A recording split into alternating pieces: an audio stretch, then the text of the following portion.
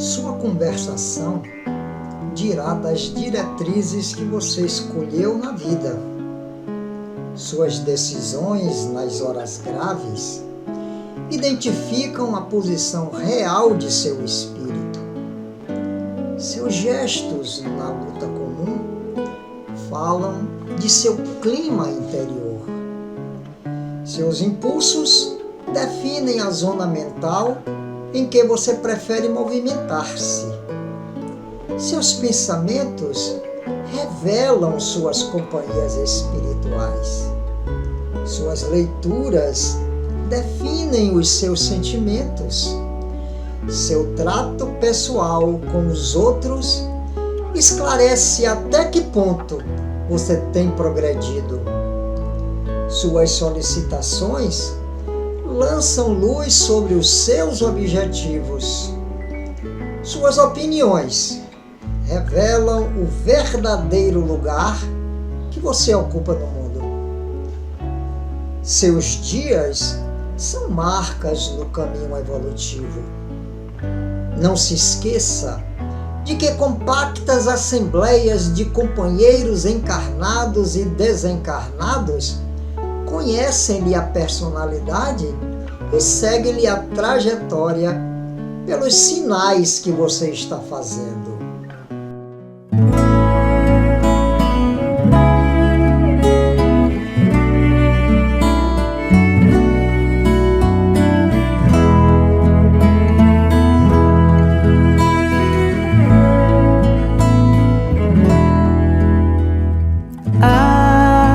Agradecemos, Senhor,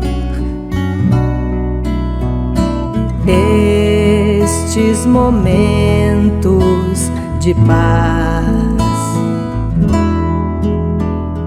que te sentimos aqui em vibrações fraternais na estrada da vida. Conduz-nos ao bem, na alegria ou na dor. Seja o amor nossa bandeira de luz, amado Mestre Jesus. Seja o amor nossa bandeira de luz, amado Mestre Jesus.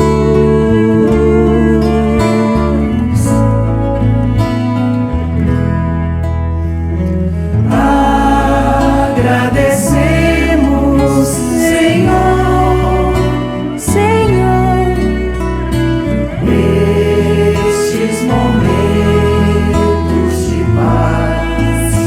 de paz que te sentimos aqui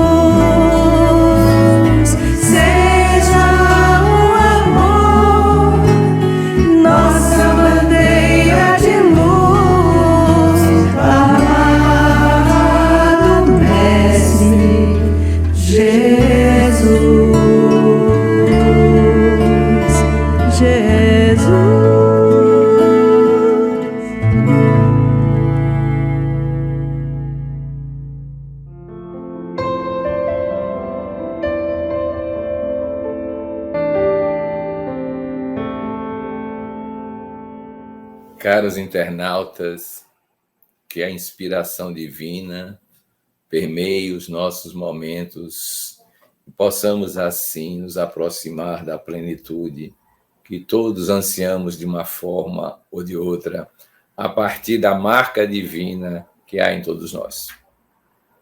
Hoje nós trazemos para a reflexão a temática das virtudes divinas, que na tradição religiosa chamamos de virtudes teologais, porque nascem de Deus: a fé, a esperança e a caridade. É claro que elas estão entrelaçadas. A fé, de alguma forma, é aquela que manuseia as forças psíquicas, traz alento às nossas possibilidades existenciais. A esperança, naturalmente, decorre dessa fé, porque acredita no vir a ser, na possibilidade de realização, na possibilidade de transformarmos potência em ação.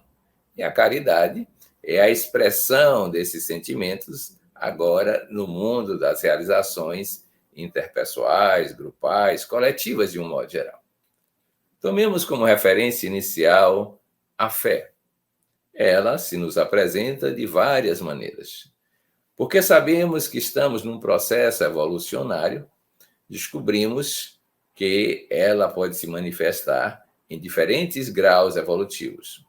Há uma fé inata, uma fé que o espírito sabe, mas não pode expressar plenamente ainda, porque ele é a própria natureza divina, ele tem a marca de Deus na sua própria essência. Essa é uma fé inata que vai aparecendo à medida em que ele evolui, de formas as mais variadas. Daí porque esta fé emerge como uma espécie de intuição, né? E uma ideia inata, presente nas criaturas de um modo geral. Desde os hominídeos primevos, já existia essa tendência a valorizar a fé, a apresentar algum tipo de expressão através de pinturas rupestres, ou cultos, ou ensaios religiosos iniciais bem tímidos. Mas é claro que, dominado pela sensorialidade, essa fé se transforma em ações externas que progressivamente começam a compreender que há uma divindade, há algo superior. E isso faz com que o homem construa a sua fé baseada numa noção de Deus transcendente e ele criatura. Mas esse Deus transcendente é imagem e semelhança da criatura, nas possibilidades existenciais. E aí nascem os ritos, nascem os cultos, nascem as regras, as normas. De certa maneira, é uma fé um tanto quanto primária, cega. Em que sentido? Porque absolve-se sem outro tipo de comentário, sem outro tipo de análise. Essa fé cega, um dia é superada por uma fé que encara a razão face a face em todas as épocas da humanidade. É da tradição espírita, não somente dela, claro. Existem outras tendências espirituais que mencionam essa importância de que a fé encare a razão, e uma razão cada vez mais esclarecida. Elas não são contraditórias, elas não são excludentes, porque ambas seguem caminhos próprios. Enquanto a razão trabalha com o pensamento, a lógica e um pouco da intuição, para auxiliar em alguns voos especiais, a fé trabalha com a qualidade do sentimento, a possibilidade de integração com a intuição, buscando a sua superconsciência e, por isso mesmo, trazendo para dentro da razão as possibilidades de investigar, com seus próprios processos, aquilo que é o fruto da fé. A fé, portanto, é uma antecipação por vias psíquicas diferenciadas, por faculdades gnósticas não racionais, daquilo que um dia a razão se trabalhará. E, posteriormente, a própria visão empírica da realidade fará com que isso seja possível ser alcançado. O que equivale dizer que fé, razão e experimentação, a trilogia mais frequente do pensamento espírita, pode ser aplicada regularmente em nossas vidas. Mas para que essa fé fecunde a nossa alma, é preciso entrar em estados superiores da consciência e alimentar também a fonte que gera essa fé. E isso se dá através da oração, através da meditação, através dos voos espirituais de devaneios. E aí, progressivamente, nós vamos poder traduzir essa fé numa certeza inabalável, né? Porque a fé, ela antecipa o futuro. Ela consegue vislumbrar aquilo que os outros instrumentos gnósticos não conseguem. Por isso mesmo, devemos cultivar a fé. Ela pode ser frágil inicialmente, uma planta débil, mas pode ser cultivada pelo estado de oração. E um dia chegaremos a perceber que os bem-aventurados também são aqueles que nem viram, mas creram. Nem viram pelo sensório, nem viram pela percepção racional, mas creram porque experienciaram no íntimo do ser a vivência da fé que transcende os arraiais comuns do conhecimento. Boa fé, então, nesse encontro. Destacava André certas dificuldades na expansão dos novos princípios redentores de que o mestre se fazia emissário e se referia aos fariseus com amargura violenta, concitando os companheiros à resistência organizada. Jesus, porém, que ouvia com imperturbável tolerância a argumentação veemente, asseverou tão logo se estabeleceu o silêncio: nenhuma escola religiosa triunfará com o Pai, ausentando-se do amor que nos cabe cultivar uns para com os outros. E talvez porque se manifestasse justificada expectativa em torno dos apólogos que a sua divina palavra sabia tecer, contou de maneira muito calma. Na época da fé selvagem, 3 homens primitivos com as suas famílias se localizaram numa vasta floresta e, findo algum tempo de convívio fraternal, passaram a discutir sobre a natureza do Criador. Um deles pretendia que o Todo-Poderoso vivia no trovão. Outro acreditava que o Pai residisse no vento e o terceiro que ele morasse no sol. Todos se sentiam filhos dele, mas queriam a viva força, a preponderância individual nos pontos de vista.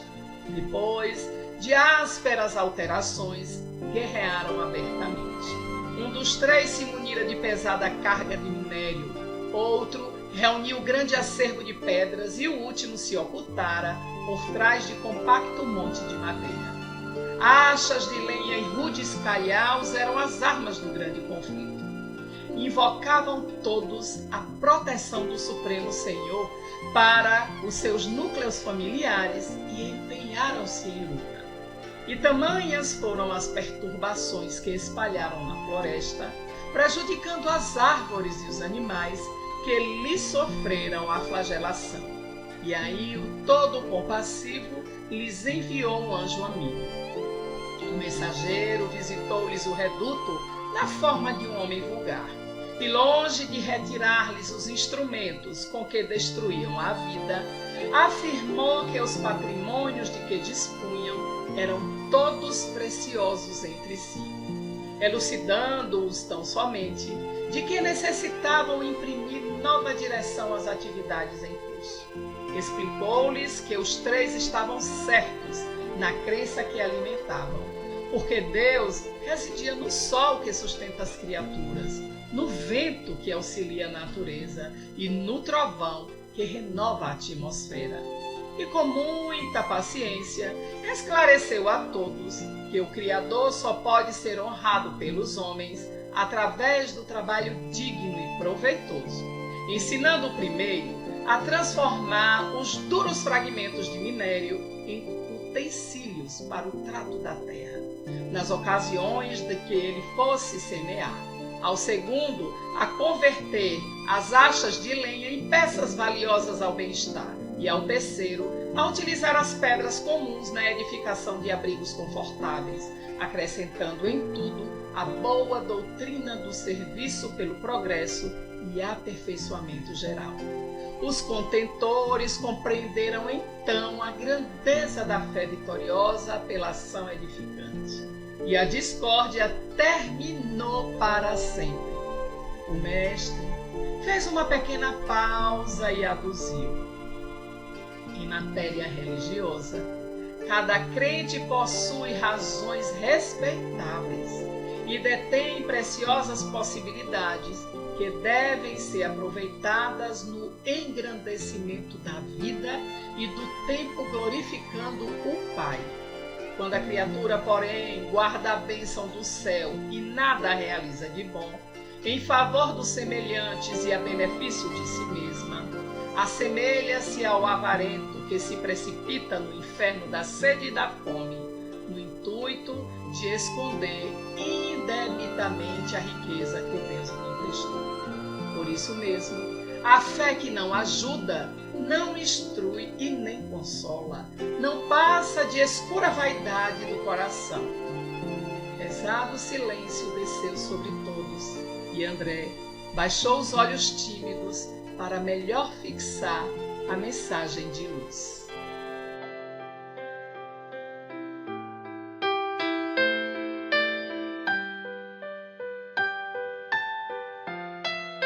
Donde vens, viajor, triste e cansado? Venho da terra estéril da ilusão. Que trazes? A miséria do pecado, de alma ferida e morto o coração. Ah, quem me dera a bênção da esperança, quem me dera consolo à desventura. Mas a fé, generosa, humilde e mansa, deu-lhe o braço e falou-lhe com doçura. Vem ao Mestre que ampara os pobrezinhos, que esclarece e conforta os sofredores, pois com o mundo uma flor tem 1000 espinhos, mas com Jesus um espinho tem 1000 flores.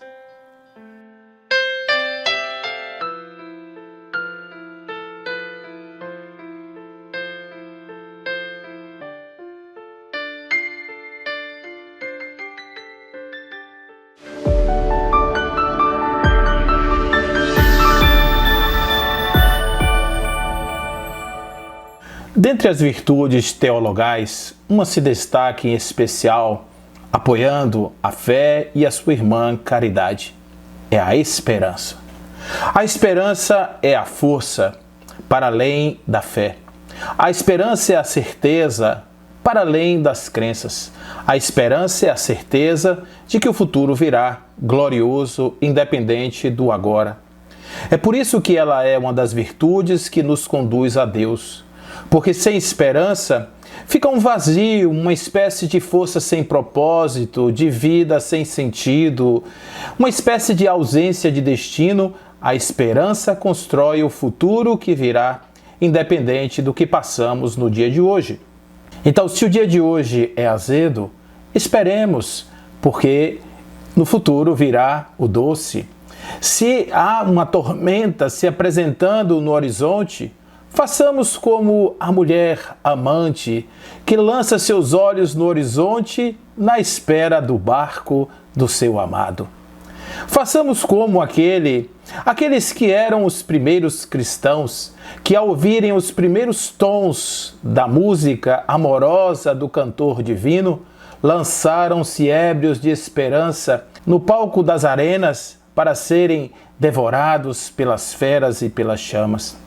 Façamos como o pássaro de Tagore, que antes de ver o sol nascer, já canta na madrugada. Comecemos hoje. Sabemos que o futuro glorioso virá para aqueles que acreditam num hoje glorioso. Sim, é preciso que construamos, a partir das nossas perspectivas do futuro, as bases do que devemos esperar. Vamos esperar o que, afinal? O que nós estamos aguardando? Estamos aguardando a imortalidade da alma, estamos aguardando a perfectude do espírito, estamos aguardando a grande união divina, estamos aguardando o momento em que celebraremos estar juntos com Deus, nesta grande união cósmica em que as nossas almas vibrarão em nome do amor e da harmonia. Estamos aguardando que reencarnações sucessivas nos tragam aqueles que hoje são os nossos antagonistas, para que eles sejam os nossos parceiros, amigos, amantes e amados na nossa trajetória de vida. Esperemos que no futuro estejamos todos juntos, sim, com certeza, porque o agora é de certezas também. E acima de tudo, da magnânima bondade do Divino que nos oportuniza muitas situações para que possamos crescer, desenvolver as nossas habilidades ainda adormecidas, fazer com que o espírito saia da condição do germe à condição da luz, através das suas experiências palingenésicas. É isso que nós esperamos. Não esperamos que o vício vença ao final. Não esperamos que a vilania seja dominadora do planeta. Não esperamos que está tudo isso, porque essas coisas realmente elas não fazem o menor sentido do ponto de vista da construção do equilíbrio cósmico. Elas são distonias, elas são resultados da ignorância humana. Se nós queremos aguardar um futuro glorioso, temos que nos preparar agora, fazer a partir desse momento. Se alguém nos oferece uma rosa sem perfume, uma rosa sem beleza, devolvamos o lírio magnífico da nossa paciência. Se alguém nos oferece a traição, ofereçamos a retidão do caráter, ofereçamos a amizade. Se alguém nos oferece uma pedra, devolvamos o pão. Se alguém nos oferece a ingratidão, ofereçamos, acima de tudo, muito mais do que ele já recebeu. Sejamos, portanto, os que acreditam no futuro de tal sorte que o futuro comece a ser vivido hoje. Se as nuvens estão sobre nossas cabeças, saibamos que elas são apenas instrumentos da depuração do que em nós ainda não se constituiu em pureza, em retidão, em afirmações positivas. Então tudo isso se coaduna com a ideia de que o futuro é glorioso para todos nós. Portanto, esperemos que tudo isso vá acontecer um dia na certeza do hoje. Trabalhemos hoje na certeza deste amanhã. A nossa querida Joana de Ângeles vai dizer, em um convite à esperança, que nós devemos esperar, como diz o Evangelho, e amemos uns aos outros. Espera, diz ela, responde à vida e serve. Espera, proclama os justos e perdoa. Espera no dever, distribuindo consolo e compreensão, porquanto, a fim de que houvesse a gloriosa ascensão do Senhor na montanha de Betânia, aconteceram a traição infame, o cerco da inveja, a gritaria do julgamento arbitrário e a cruz odienta, que em sublime esperança o justo transformou em excelsa catapulta para o reino dos céus.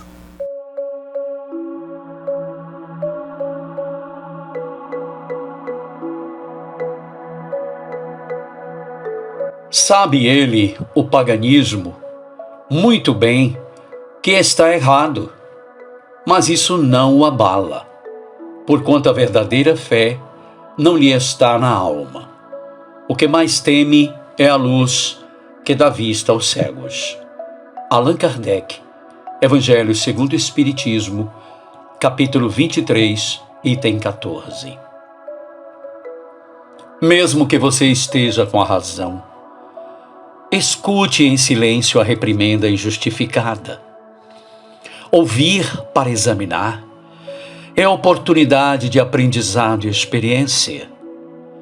Mesmo que a lição lhe amargure o espírito, receba como dádiva preciosa. Antes uma verdade que magoa, mais salva, do que uma ilusão que agrada e se desvanece. Mesmo que você seja chamado ao debate, em nome da causa que ama, desculpe-se e prossiga na ação. Muitas palavras exaltam poucas razões. Mesmo que a dor se constitua parceria única de seus labores evangélicos, prossiga resoluto. O cinzel que fere a pedra, dela arranca a escultura valiosa. Mesmo que a espada invisível da calúnia abra feridas em seu coração, continue animado. O bem é luz inapagável. Mesmo que a urna sombria do eu apele para que você viva somente para você, arrebente a grilheta e ajude a comunidade naquele que segue ao seu lado. A ostra mais resistente, em solidão, despedaça-se de encontro aos recifes do mar imenso. Mesmo que a luta pareça inútil, confie no valor da perseverança que sabe agir. Os pólens de uma única flor são suficientes para multiplicá-la indefinidamente, embelezando a natureza.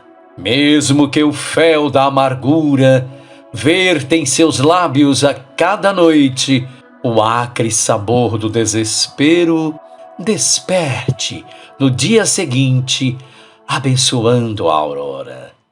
Quem contempla uma noite de vendaval acreditará na impossibilidade de um claro sol na manhã provindoura. No entanto, mesmo que o alarde da maledicência empane a claridade de sua luz, não revide mal por mal. A árvore ultrajada responde à ofensa com produtividade. Mesmo que seus sonhos formosos de assistência fraternal e socorro cristão se transformem em pesadelos aflitivos nos dias de atividade, siga adiante, confiando em Timorato. Considerado pelos familiares em Nazaré como embusteiro e endemoniado, o mestre prosseguiu no ministério da verdade, alargando as possibilidades da boa nova no vergel desfeito dos corações humanos, para, na cruz, atestar a suprema vitória do amor como única via de luz que dá vista aos cegos e enseja libertação para o espírito sedento de imortalidade.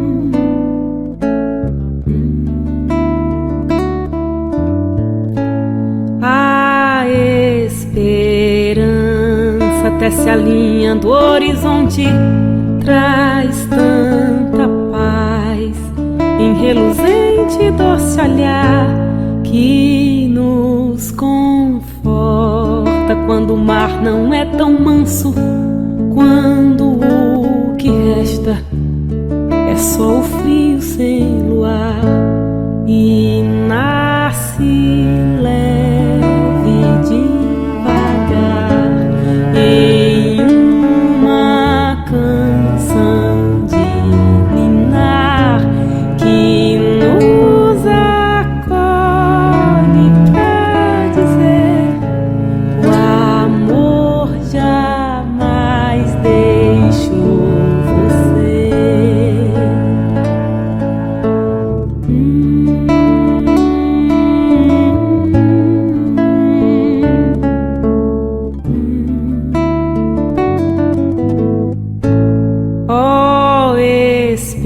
Esperanças para sempre, sempre viva, te ofereço a minha casa pra morar. Nos meus sentidos quero ter os teus conselhos na minha voz. Eu quero sempre ir te encontrar. Se há alguma coisa estou contando com você pra me dizer a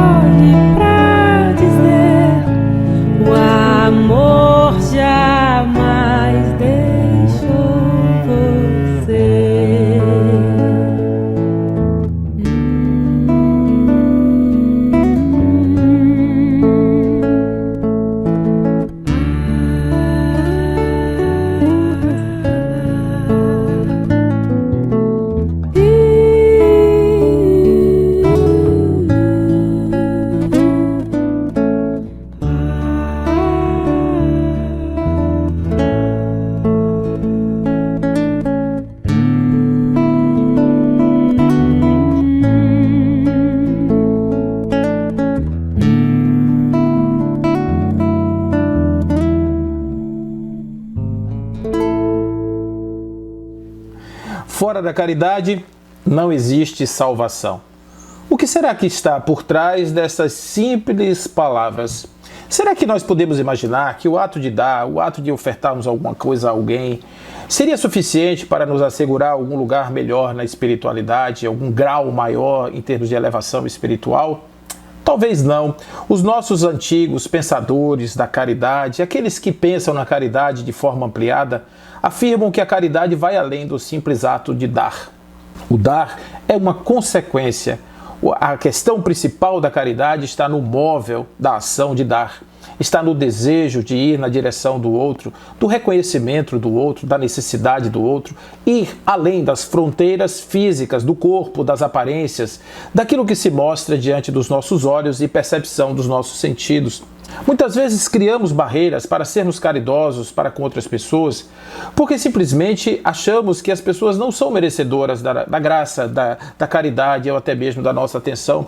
As pessoas são más, as pessoas têm comportamentos estranhos, as pessoas estão fora de uma normalidade ou de uma moral que eu acredito, e por isso eu não me movo na direção dessas pessoas. Talvez falte o olhar atento para que nós possamos compreender que as pessoas são por ignorância ou porque simplesmente ainda não tiveram oportunidade de alcançar conhecimento, de alcançar determinados níveis de experiência que possam aprimorar o seu fazer, o seu sentir, o seu ser no mundo de uma outra forma, de uma forma mais leve, menos bruta, menos equivocada. Talvez a visão de que as pessoas tenham que ser iguais, talvez a visão de que as pessoas devam ser padronizadamente iguais, nos leve à ideia de esperar sempre do outro um comportamento que seria adequado às nossas expectativas. A verdadeira caridade, ela reconhece que para além dos gestos, das ações, das manifestações corriqueiras, existe um ser que adormece ali dentro, um ser que é potencial, um ser que tem capacidade. Então a verdadeira caridade vai além da caridade material e se estende numa caridade moral que reconhece no outro os seus potenciais e vai em busca desses potenciais quando se dirige ao outro. Uma palavra amiga, um gesto de carinho, às vezes uma construção edificante em torno daquela pessoa pode trazê-lo de volta à luz, pode fazer com que ele simplesmente desperte para uma nova possibilidade. As palavras rudes, muitas vezes, estão revelando pessoas feridas, pessoas magoadas pela vida. Às vezes as oportunidades, as vidas que essas pessoas viveram, as reivindicações que elas fazem são relativas à sua experimentação de dor mal vivida. E se nós não entendermos isso, simplesmente esquecemos que nós somos seres subjetivos, que estamos sujeitos a essas coisas, a caridade tem que esquecer tudo isso. A caridade não é passível de retorno. O verdadeiro caridoso, ele não se coloca na posição de troca de favores. Ele dá porque a sua essência caridosa, a sua vontade é de ajudar ao outro, independente de o outro reconhecer, de o outro lhe dar qualquer coisa em volta. A caridade, por isso, ela se assemelha muito, a palavra caritas se assemelha quase que como sinônimo da palavra amor. É por isso que na primeira carta aos Coríntios dizia assim Paulo: ainda que eu falasse a língua dos homens e dos anjos, se eu não tivesse amor, eu seria como um sino ruidoso ou como um símbolo estridente. Ainda que eu tivesse o dom da profecia, o conhecimento de todos os mistérios, de toda a ciência, ainda que eu tivesse toda a fé, se eu não tivesse amor, se eu não tivesse caridade, eu nada seria. Amor e caridade, portanto, se mostram conjuntas, se mostram amigas, irmãs, quase sinônimos, porque o movimento na direção do outro é verdadeiramente um movimento amoroso. Assim vai nos dizer o nosso querido Leon Denis, falando a respeito do amor, que aquele que é caridoso é generoso sem cálculo. Para estimular outros, sabe privar-se de si mesmo, ciente de que não há nenhum mérito em dar seu supérfluo. E é por isso que o óbolo do pobre, a moeda da viúva, o pedaço de pão repartido com os companheiros de infortúnio tem mais valor do que a generosidade do rico. O pobre, na sua penúria, pode ainda socorrer o mais pobre que ele. O pobre de espírito pode ainda, na sua generosidade, ser capaz de ir a quem está numa situação ainda mais delicada. O pobre da matéria pode ir em direção àqueles que ainda estão com mais carência do que ele. Os pobres de sentimentos podem ir além. Todos podemos ir além. Todos podemos ir, um na direção dos outros. todos podemos fazer a nossa viagem na direção do amor, na direção de Deus. Por isso que a caridade, ela é algo que deve nascer no germe da vontade. Ela deve nascer não na obrigação. Ela deve nascer no móvel da alma, no mais profundo móvel da alma, no reconhecimento que todos somos iguais, todos somos espíritos, todos estamos vivendo aqui a mesma aventura. Temos as nossas dificuldades e aí os nossos aprendizados ainda estão se arrastando nos primeiros momentos do aprendizado da criança espiritual. Diz assim o nosso Leon Denis: a perfeição do homem se resume em 2 palavras: caridade e verdade. A caridade é a virtude por excelência, ela é de essência divina, irradia sobre os mundos, reaquece as almas como um olhar, como um sorriso do eterno. A caridade, sempre doce e benevolente, enaltece os corações mais duros, desarma os espíritos mais perversos, inundando-os de amor.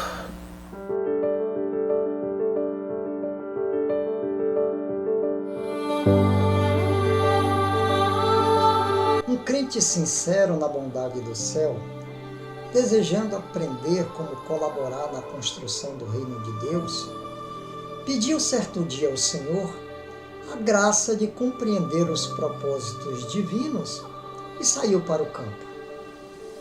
De início, encontrou-se com um vento que cantava e o vento lhe disse: Deus mandou que eu ajudasse as sementeiras e varresse os caminhos, mas eu gosto também de cantar, embalando os doentes e as criancinhas. Em seguida, o devoto surpreendeu uma flor que lhe contou: minha missão é preparar o fruto. Entretanto, produzo também o aroma que perfuma até mesmo os lugares mais impuros. Logo após, o homem estacou ao pé de grande árvore que protegia um poço d'água cheio de rãs, e a árvore lhe falou: confiou-me o Senhor a tarefa de auxiliar o homem. Contudo, creio que devo amparar igualmente as fontes, os pássaros e os animais. O visitante fixou os feios batráquios e fez um gesto de repulsa, mas a árvore continuou: estas rãs são boas amigas. Hoje posso ajudá-las, mas depois serei ajudada por elas na defesa das minhas próprias raízes contra os vermes da destruição e da morte. O devoto compreendeu o ensinamento e seguiu adiante, atingindo uma grande cerâmica. Acariciou o barro que estava sobre a mesa e o barro lhe disse: meu trabalho é o de garantir o solo firme, mas obedeça ao oleiro e procure ajudar na residência do homem, dando forma a tijolos, telhas e vasos. Então, o devoto regressou ao lar e compreendeu que para servir na edificação do reino de Deus, é preciso ajudar aos outros sempre mais e realizar cada dia algo mais do que seja justo fazer.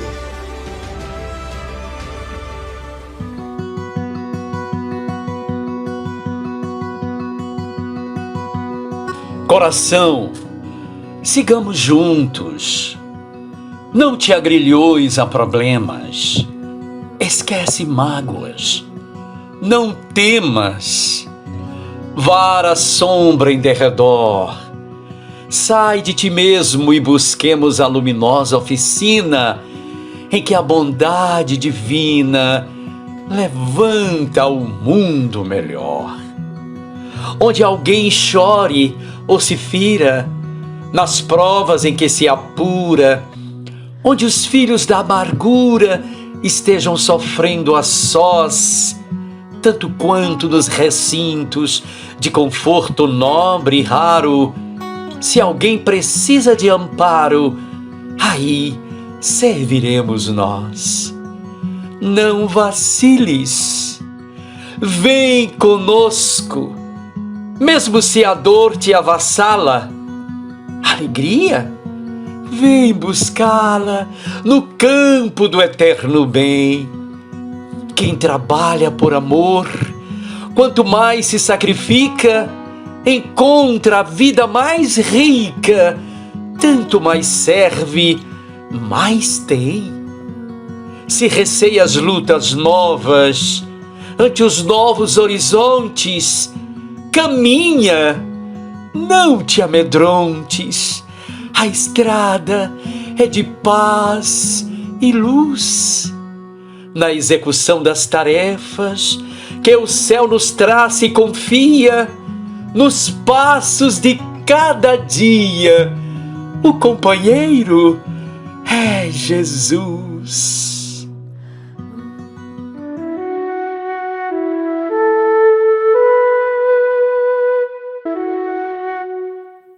Vamos agora, nesses instantes de meditação, refletir sobre o estágio evolutivo das nossas vivências virtuosas, fé, esperança e caridade. Tomemos aquela atitude de silêncio mental, físico, emocional, a quietude natural e experimental quando nós nos esforçamos para alcançá-la, a fim de nos prepararmos para essa viagem psíquica, essa viagem transcendental através das virtudes divinas. Respiremos tranquilamente e percebamos cada vez mais que somos uma consciência que observa. Observa o físico, o emocional, o mental, o valorativo. Nós nos desidentificamos dos nossos veículos comuns, da nossa expressão cotidiana, e agora passamos a nos perceber como além deles, como consciência que sente, que percebe, mas não precisa de pensamentos, de emoções, nem de sensações. É a consciência da consciência que nos permite experienciar esse estado. E nesse estado, então, viajemos. Viajemos pelo nosso mundo íntimo e observemos qual é a nossa fé. Em que temos certeza além dos sentidos físicos e dos métodos racionais? Que estágio ela se encontra? Essa fé, então, pode ser percebida por nós. Onde há dúvida, vamos verificar o que é que acontece com a fé. Meditemos alguns instantes como alguém que penetra no íntimo de algo e lá descobre as preciosidades escondidas que a introspecção revela. Como anda a nossa fé?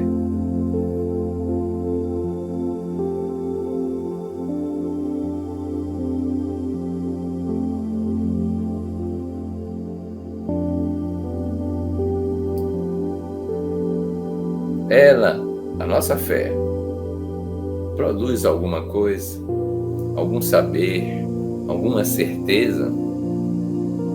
Se o faz, como se expressa perante a razão?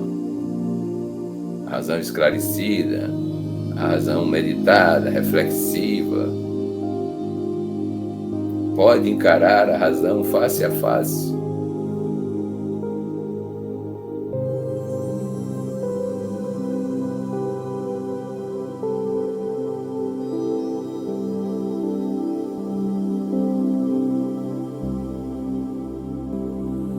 Verifiquemos também se a nossa fé é uma fé transcendente, interior, profunda, ou é uma fé que depende de ritos, imagens, sons para se manifestar?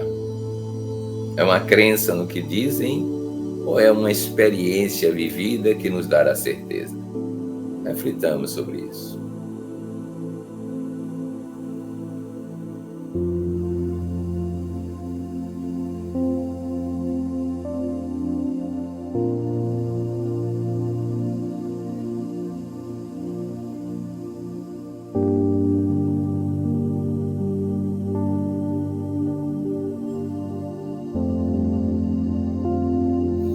Agora, em devaneio, pensemos como será a nossa fé no futuro.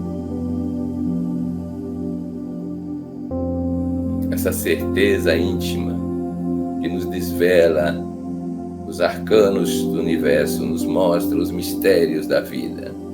Como será a nossa fé no futuro? Sonhemos com ela para tentar realizá-la posteriormente.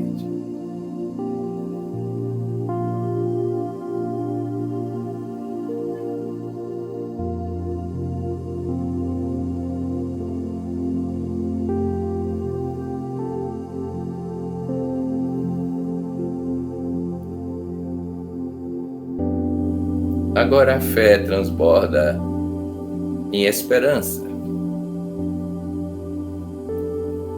uma espécie de genuína alegria em relação ao vir a ser. Observemos qual é o móvel da nossa esperança e, mais ainda, em que configuramos o resultado da nossa espera. Podemos verificar que podem ter sonhos ideais, sonhos pessoais, grupais, coletivos, que a nossa experiência um dia poderá transformar em realidade. Mas vejamos como nós sentimos.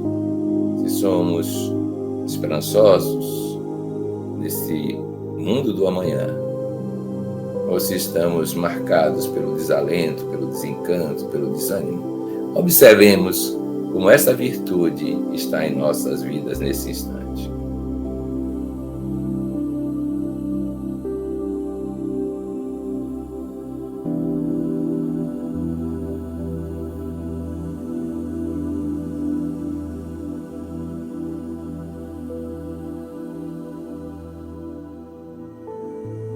E nos perguntemos também, temos alimentado os nossos veículos mental, emocional, físico, com essa esperança que vem da consciência, do ser que nós somos, e que sabemos que estamos na trilha da evolução, e nessa trilha o vir a ser é sempre mais brilhante, rico, formoso, belo, cooperativo, bondoso, todas essas qualidades universais que o bem nos acena. Como temos vivido isso?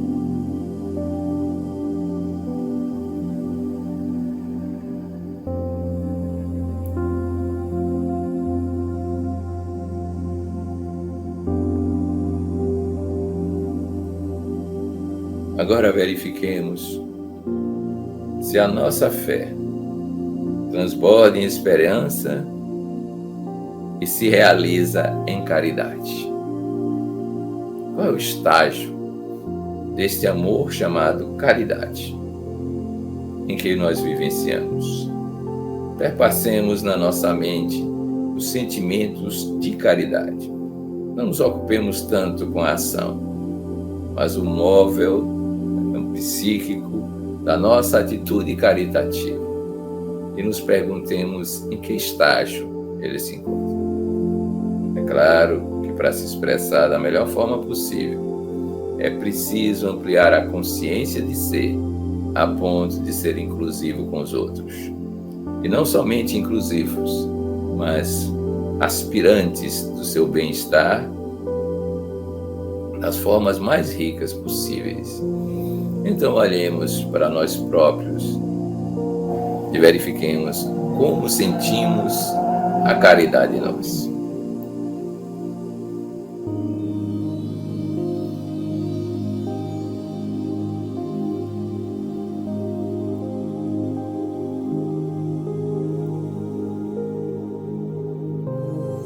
Agora nos perguntemos, podemos burilar essa ação a partir de uma fé mais ampliada, uma esperança mais rica e uma amorosidade caritativa mais nobre?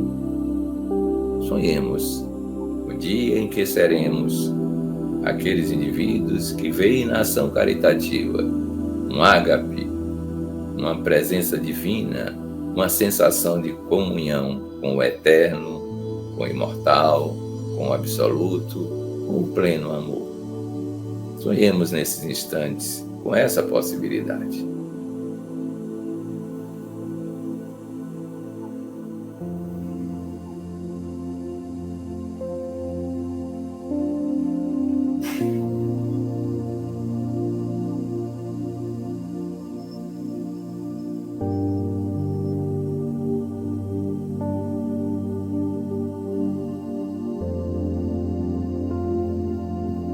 Agora retornemos ao nosso estado de vigília, compromissados em melhor viver a fé, a esperança e a caridade.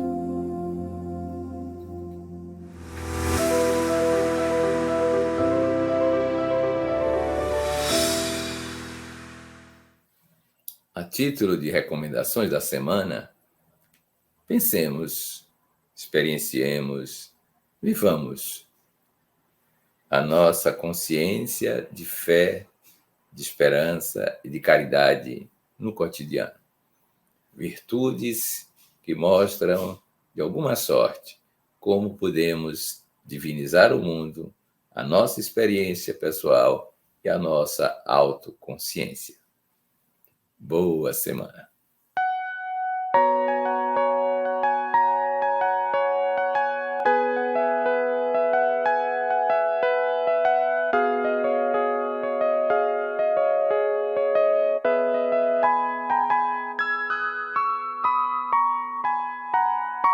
Ontem um menino que brincava me falou: hoje é semente do amanhã.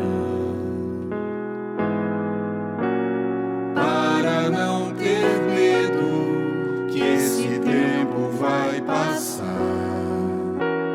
não se desespere, não, nem pare de sonhar. Nunca se entregue, nasça sempre com as manhãs. Deixe a luz do sol brilhar no céu do seu olhar. Fé na vida, fé no homem, fé no que virá. Nós podemos tudo, nós podemos mais. Vamos lá fazer o que será.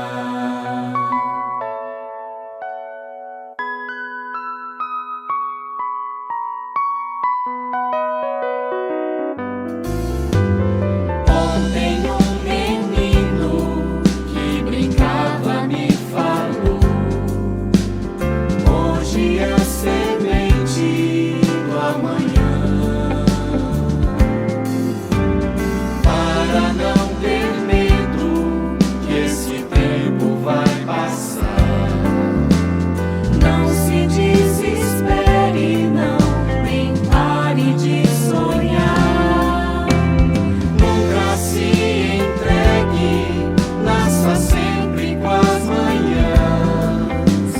Deixe a luz do sol brilhar no céu do seu olhar. Fé na vida, fé no homem, fé no que virá. Nós podemos tudo, nós podemos mais. Vamos lá fazer o que será.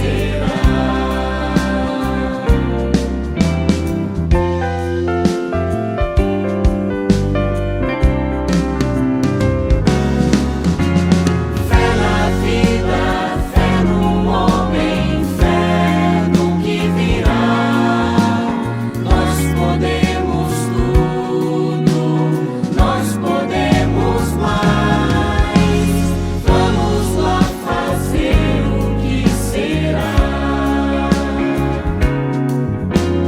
Fé na vida, fé no homem, fé no que virá. Nós podemos tudo, nós podemos mais.